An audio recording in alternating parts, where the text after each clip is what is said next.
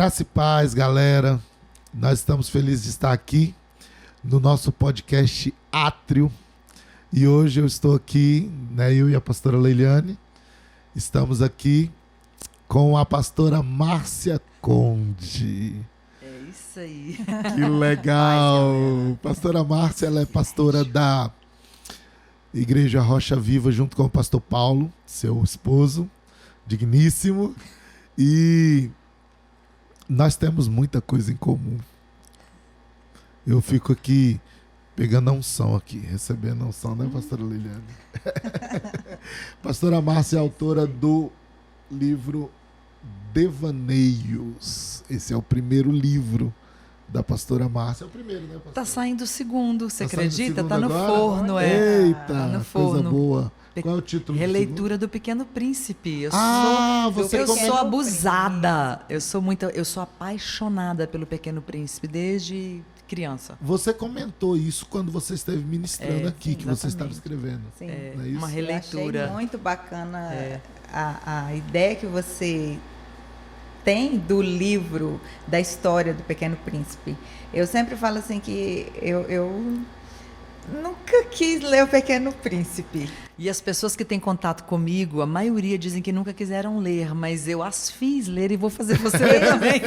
Mas foi você que despertou em mim a curiosidade. Eu Uau. ainda não li, mas eu A fiquei Ana é muito apaixonada curiosa pelo em Pequeno ler. Príncipe Ela é por mesmo. causa do dia que você veio aqui. Sim. Meu Deus. Ela já leu umas 3, 4 vezes e ela é apaixonada no Pequeno Príncipe. Porque o Pequeno Príncipe é Jesus que desceu Pois é, eu para achei fazer amigos fantástica aqui na essa- Terra. E foi algo que o Espírito Santo colocou dentro de mim, porque, veja bem, tem o quê? 4 anos que essa ideia começou a brotar. Eu leio o Pequeno Príncipe há 40 anos e aí, de repente, veio todo esse... Todo mundo tem que ler o Pequeno Príncipe pelo menos 5 vezes na vida. Olha só. Aos 10, aos 20, aos Eu não, li, 30. eu não li 5 vezes ainda não. Porque- Aos 50, né? Porque aos Eu 50... vou ler aos 50. Porque cada vez que você ler, né, esperando ter passado uma década, é outra Leiliane quem vai ler, quem vai ter no livro as mãos, né, em mãos. Bacana. É outra Leiliane, entendeu?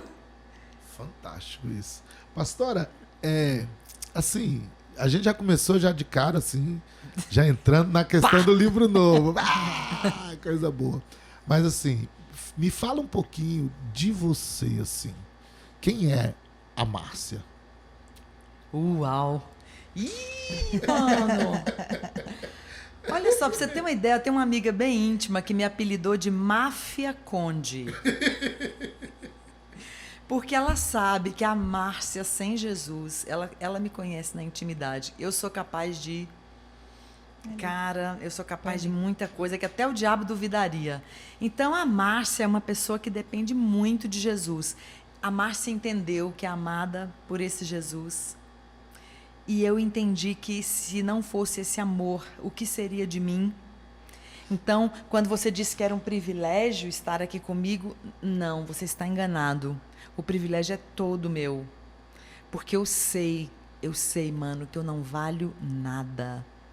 Entendeu? Eu seria chefe de máfia de verdade se Jesus não tivesse me encontrado. Não duvide. Entendeu? E quando Jesus te encontrou, de verdade? Porque, assim, a gente se conhece há muitos anos, né? pastora Cantamos Liliane? juntas. Meu muitos Deus. anos. Há Em quase 40 anos Anápolis. atrás. Meu Deus. Uau. Vocês insistem em falar de idade, Pra né? quê, Estou né? insistindo em falar de idade hoje. Quando é que Jesus te encontrou? Ele me encontrou aos 10 anos. E às vezes as pessoas ficam me perguntando assim, eu preciso reencontrar meu primeiro amor, e aí eu fico perguntando, como que é? Mas tem primeiro, segundo amor? Porque eu consigo olhar para o meu coração e encontrar esse primeiro amor ainda aqui. Eu tive o privilégio de nascer muito intensa. Então, às vezes isso é contra mim, mas na maioria das vezes é a favor de mim. Então, eu encontrei Jesus aos 10 anos de idade. Tive o privilégio de ser discipulada por uma mulher chamada Marli Cruz. Essa mulher está na Europa hoje, é uma missionária. Então, 5 anos que ela me discipulou foi com uma intensidade de amor por Jesus. E ela fazia isso todos os sábados. A gente começava a ensaiar às 8, 9 da noite, terminava o ensaio 11 da noite, íamos para a rua. E aí nós andávamos aquelas ruas de Anápolis, entrávamos nos bares, nos guetos, nos prostíbulos, nas bocas de fumo. Então, foi essa Márcia que Jesus encontrou. E aí, isso me fez ser quem eu sou. Porque quando eu vou para o gueto evangelizar, quando eu vou para qualquer lugar, eu encontro um pedaço de mim lá. Porque eu sei que eu não sou melhor do que eles. Eu sei que se Jesus não tivesse pego a minha mão aos 10 anos e me levado para a sombra da cruz, eu estaria lá necessitando que alguém fosse falar de Jesus nesses lugares. Então, eu vou a esses lugares encontrar a Márcia que eu seria se eu não tivesse abraçado Jesus. Você acha a igreja evangélica elitista? Você quer mesmo que eu responda? Eu não acho, eu tenho certeza. Nós ainda somos elitistas. Eu perco gente toda semana que entra, que acha incrível, que tem um contato com a gente, num café, no parque, que nós temos um projeto de discipulado no parque todos os dias. Quem quiser, tá? Aparecer lá, 6 da manhã até às 8, de segunda a sexta. E aí a pessoa tem um contato com a gente e aí vai visitar a rocha. Quando chega na rocha, por exemplo, encontra gente... Olha, eu vou te contar uma história. Temos tempo, né? À vontade. Tem um menino que saiu da nossa comunidade de fé, porque eu convidei um traficante, e o traficante começou a frequentar a nossa comunidade, ele está lá frequentando, ele está abandonando o tráfico, não posso citar nome nem... enfim. Claro. Mas aí eu devo ter perdido 3 ou 4 ovelhas por causa da presença desse traficante. Porque, inclusive, e eu até entendo essa galera, sabe por quê? Um deles foi assaltado por esse traficante, passou muito medo. Ele foi amarrado no mato por esse traficante. O traficante fez coisas terríveis com ele. Ele conseguiu perdoar, mas ele não queria ficar no mesmo ambiente que o traficante. E eu entendo, mano. Aí eu falei para ele, você tem condições de procurar outro lugar para você ficar. Esse mano não tem. Esse mano vai ter que ficar aqui, porque é comigo que ele vai andar, é com a gente que ele vai bater papo e tal. Eu não tenho vergonha de falar mano, treta, entendeu? Eu não tenho vergonha de falar gíria enquanto eu estou ministrando a palavra. Então, você encontra outro lugar para você. Ele não tem outro lugar, ele não tem nem por onde começar a procurar. Nossa. E aí, essas pessoas saíram. E eu as abençoei para que saíssem. Porque eu precisava cuidar do traficante. Agora, se que a gente agora nisso, já né? é ex-traficante. O cara já está trabalhando, montando uma empresa. Volta a dizer, não posso citar nome. Mas, meu agora, Deus. Se a gente pensar nisso, uma igreja como a gente conhece, né, a Rocha, que é uma igreja que é aberta a receber esse tipo de pessoas. Imagina aquelas igrejas mais conservadoras. Né? E aí eu lembro, sabe de que eu estou lembrando? Daquela experiência que nós tivemos no teatro aqui. Sim, sim. Que foi impactante. Nós tivemos um teatro aqui uma vez. Foi só uma simulação. Uma simulação. Só que a ideia era o seguinte: eu pedi os personagens para que eles entrassem e se sentassem no meio do povo. Mendigo, caracterizados. Pessoas da igreja. Né, pessoas da igreja. Irreconhecíveis. E aí, uma das meninas, filha de um dos membros da nossa igreja, se vestiu de prostituta. E entrou no ambiente. E assim, o teatro, ele era evangelístico. Então a ideia era ganhar pessoas para Jesus. Beleza. E o evento era evangelístico. A gente queria justamente trazer esse confronto para ver como a igreja reagiria, né? Porque na realidade, você conhece o pastor Paulo, você sabe que o coração dele é aberto para tudo, né? Para tudo e para todos. Sim. Então, assim, a gente estava sendo muito ministrado nessa área. E aí a gente desenvolveu o teatro, toda a performance para isso, para ser ministrado sobre isso. Aí a menina entra como prostituta. Sainha curta, aquela coisa toda, mascando chiclete, puxando, certo? Quando ela sentou, na época a nossa igreja ainda não eram cadeiras, ainda eram bancos. É verdade. Quando ela sentou, todas as pessoas que estavam no banco levantaram e mudaram de lugar. Você está brincando comigo. Mudaram de lugar. E uma das pessoas que estava no banco se sentou e, sem saber, se sentou ao lado da mãe da menina, da atriz.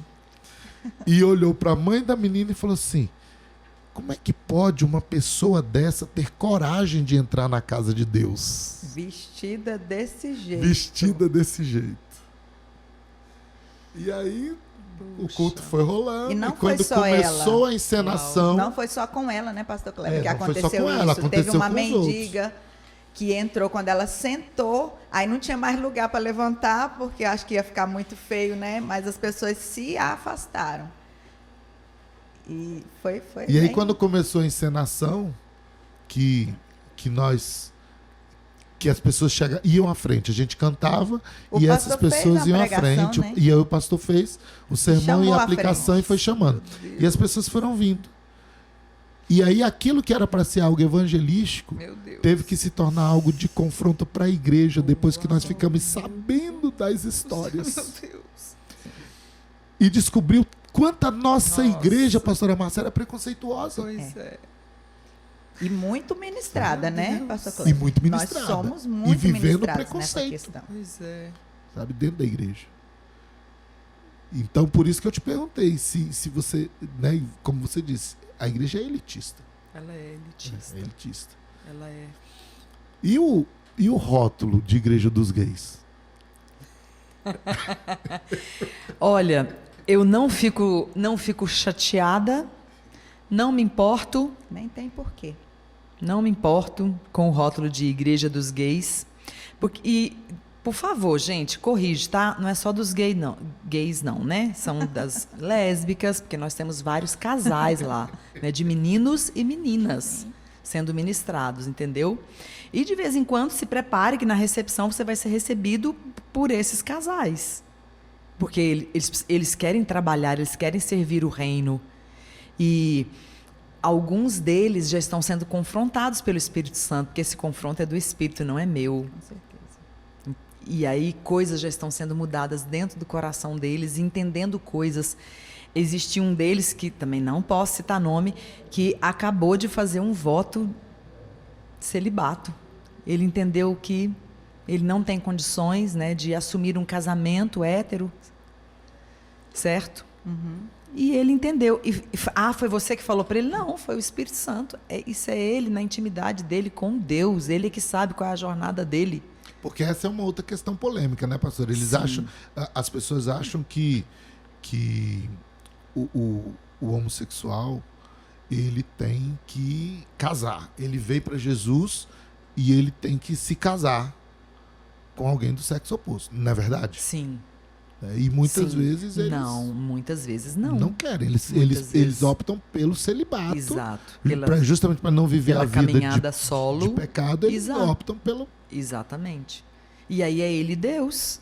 É interessante que esses dias um dos nossos líderes aqui falou sobre isso, sobre uma amiga dele. E essa amiga dele é lésbica. Sim. E ela decidiu abrir mão do desejo dela por Jesus.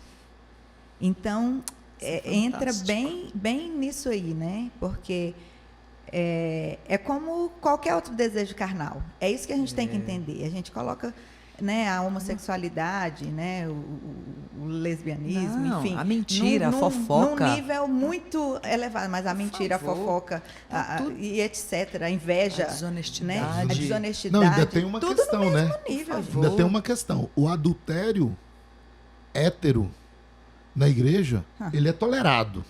Por favor. Mas o né? adultério gay, não. O adultério homossexual, não. Tipo assim, se o marido traiu a esposa com outra mulher, não, isso é da natureza. É ou não é? Nós não vivemos essa hipocrisia? Vivemos, sem dúvida. Mano, eu preciso voltar no assunto. Eu fiquei impactada com o que você me contou do evangelismo que vocês fizeram. E eu quero trazer esperança. Eu sei que há esperança no coração de vocês. Então, para quem estiver nos ouvindo, quero trazer esperança. não foi fácil nós começarmos a escrever essa história que nós começamos na Rocha Viva. Porque hoje eu sei que a cidade, né, nós temos esse rótulo, e eu sou cercada na rua, né, por pessoas. É sério, a sua igreja é igreja de gay, então eu posso ir lá, não vou ser mandada embora? Eu falei, claro que não. Falei, olha, fica tranquilo, você não tem que ficar falando mal também das igrejas que não conseguem te aceitar. Tá tudo bem também, porque senão você vai começar a lutar a mesma guerra que eles. Discriminação, porque aí você também começa a discriminar quem te discriminou. Sim. Usando o mesmo veneno. Então, o tá reverso, errado. né? Oi? Tá errado. Então, não fale mal.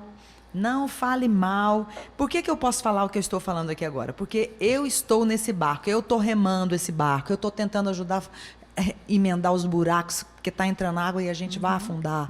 Então, eu posso falar, porque sou parte da solução. Mas você ainda não é parte da solução. Então, vai lá visitar, vamos ouvir a palavra, vamos caminhar. Você vai entrar no grupo de leitura bíblica, você vai comer Bíblia, e é isso que vai te sarar, e é isso que vai fazer valer a sua vida. Então, não pense, não foi uma caminhada fácil. Ainda temos pessoas que nos procuram, sabe? Gente que me procura e fala, pastor, eu estou orando para Deus expulsar esse povo daqui. Falei, não. Meu Deus. Dentro da comunidade Sim, de faz vocês? poucos dias. É sério, pastora?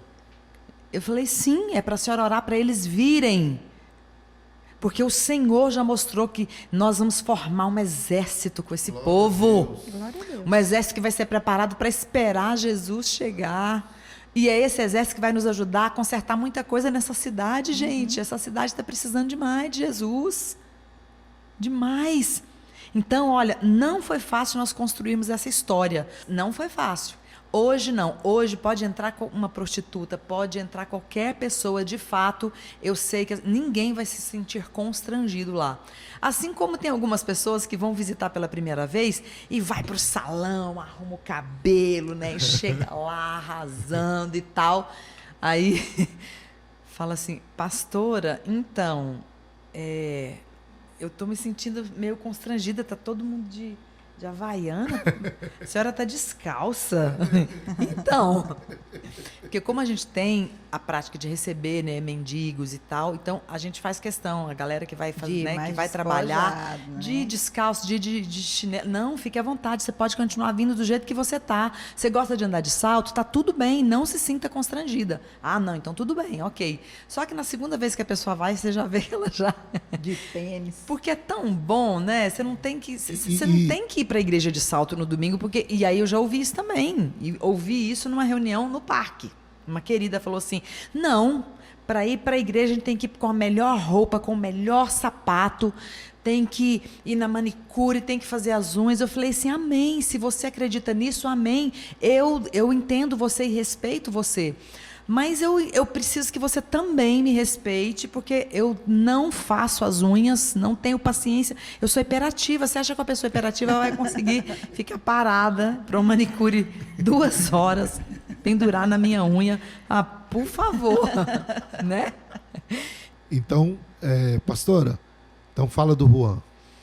Conta a isso, história pra gente. Quando o Espírito Santo falou para eu ir para as escolas, né, eu fui desesperada, distribuindo, né, cartão nas escolas para a galera me conectar. Eu falei, nossa, daqui a pouco eu vou ter um monte de escola para eu ir e tal, e tentando preparar, né, alguns adolescentes e jovens para ir comigo. E nada, 1 semana, 2, nada. Aí falei, vou começar nas ruas aqui da Serrinha mesmo. E comecei. Subir, descer as ruas daquela serrinha, levar a meninada para a igreja, falar de Jesus, contar histórias para eles, visitar algumas casas, né, que permitiam que eu entrasse, enfim. E aí, de repente, um belo dia, eu acho que já tinha uns 5 ou 6 meses que eu estava nessa peleja, deixando cartão em tudo quanto era escola para me convidar, para contar história, porque essa é a pegada, né, do ser escola.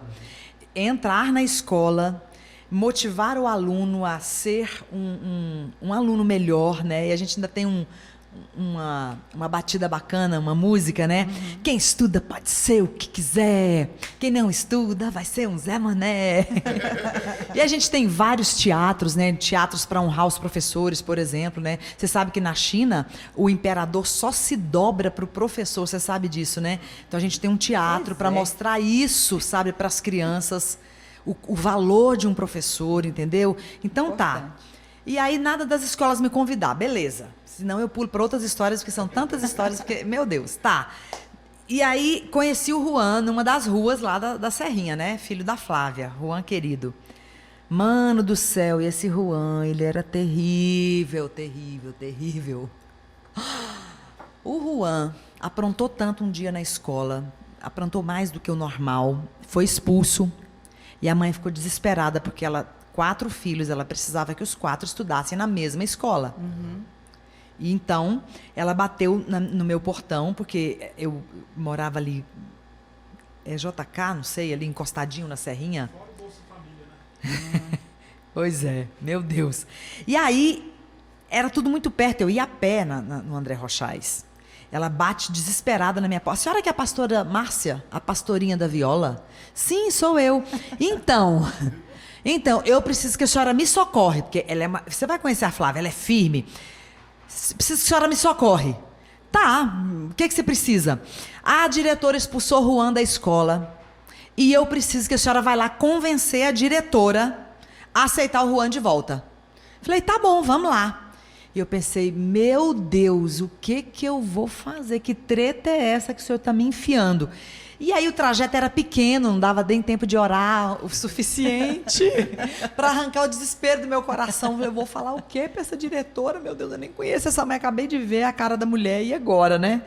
Enfim, tá bom, vamos lá. Cheguei lá, fiz cara de bad boy, né? Fiz cara de paisagem. Então, a senhora é diretora, né, da escola e tal. Eu preciso conversar com a senhora sobre o Juan. Ah, tá. Ela olhou para a mãe do Juan e me chamou para uma outra sala, assim, para a gente conversar, né? Em particular, falei, é o seguinte, eu estou trabalhando com o Juan, com muito mais outras crianças, um número maior de crianças ali na Serrinha.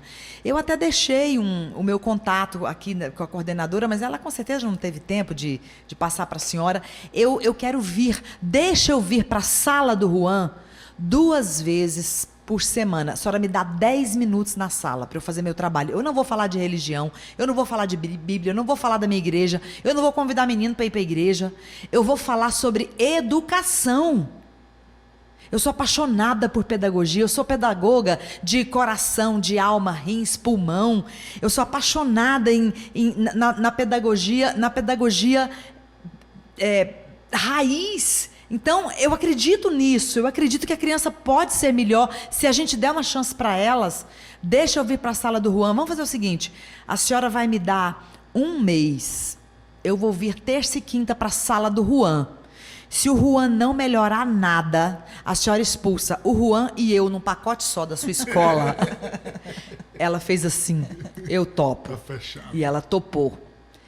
Aquilo era uma sexta-feira, na terça eu já fui para a sala do Juan. Na segunda, o Juan já voltou para a sala. Conversei com o Juan, tu melhora, pelo amor de Deus, não apronta mais. Na terça fui.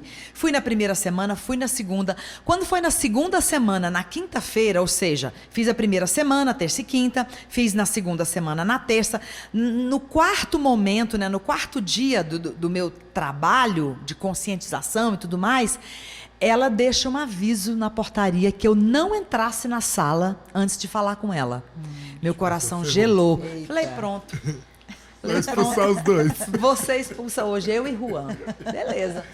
Peguei meu violão, entrei com cara de paisagem, fiz cara de feliz, fingindo que não estava morrendo de medo.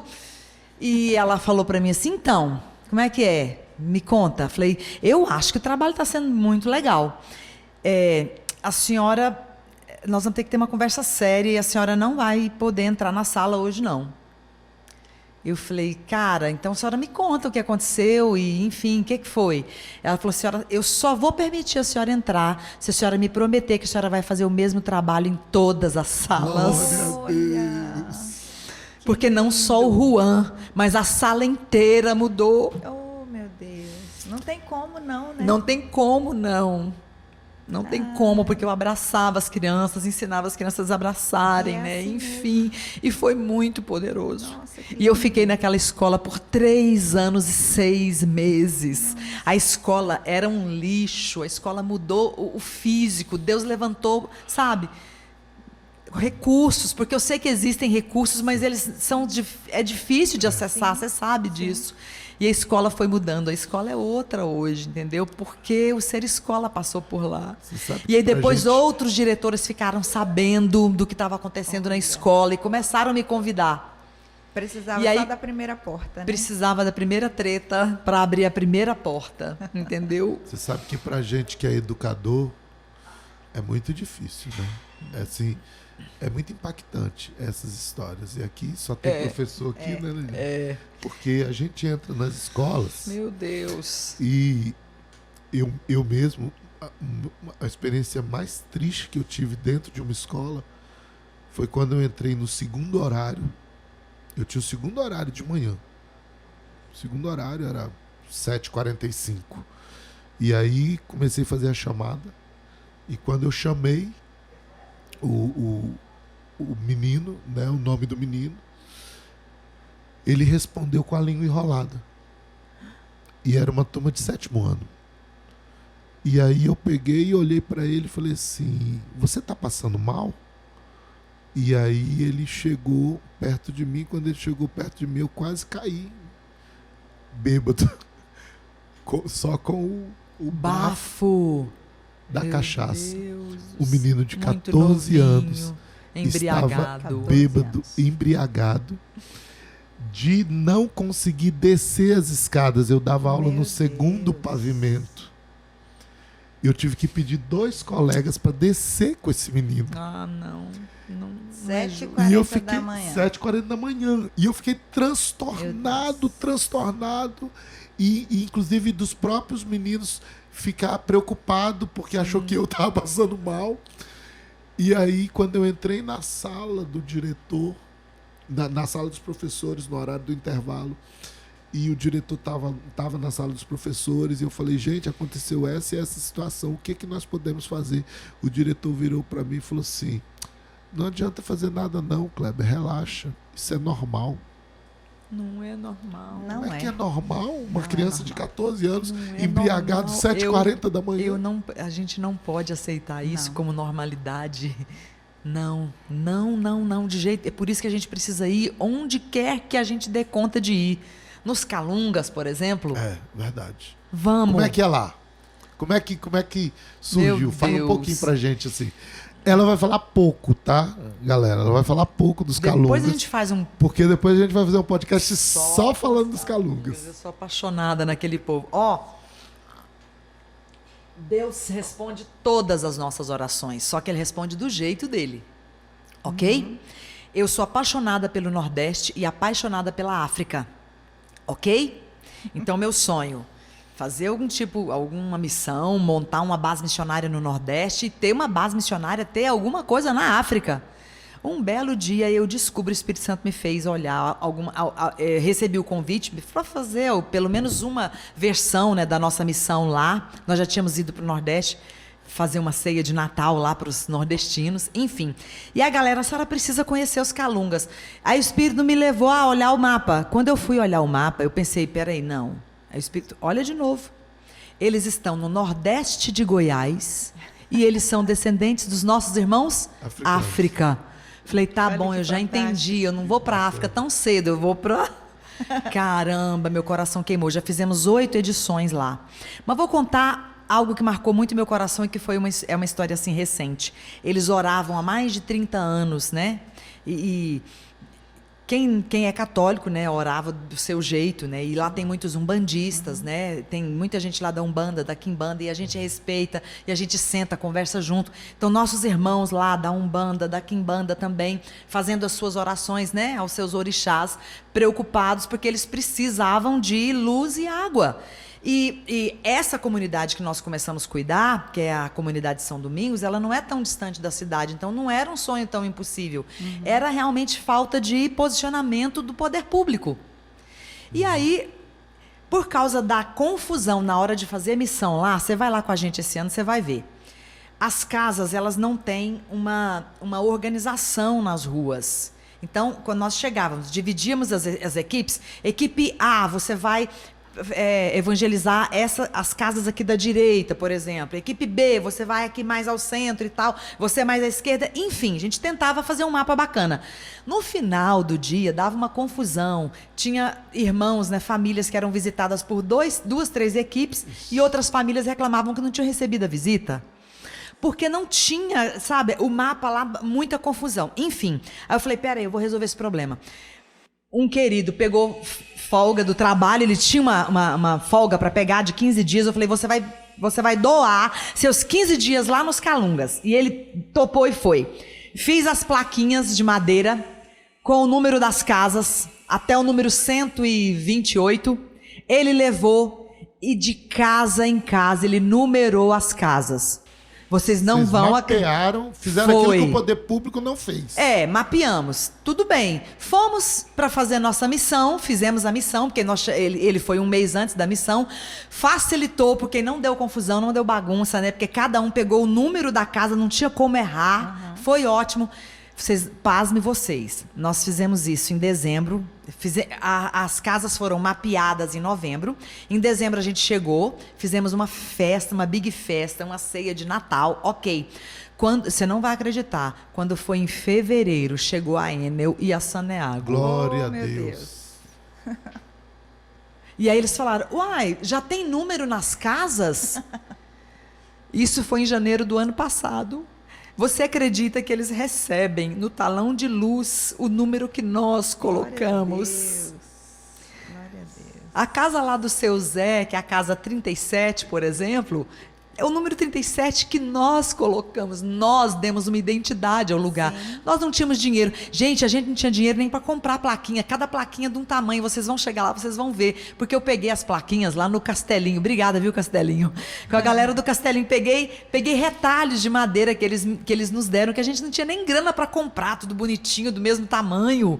Entende? Mas não tinha grana. Que você tem, foi oração e ação. Nós mapeamos o lugar.